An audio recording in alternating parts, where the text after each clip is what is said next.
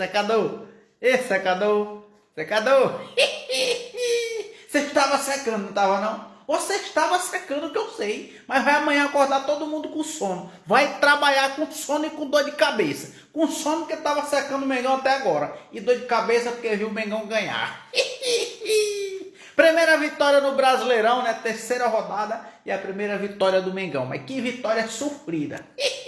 Mas o importante é a vitória, né?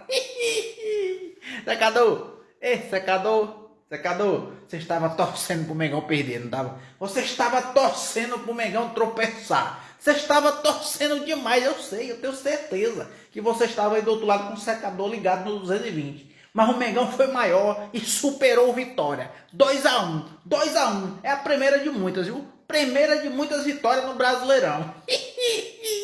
Chupa, secador! Chupa, secador!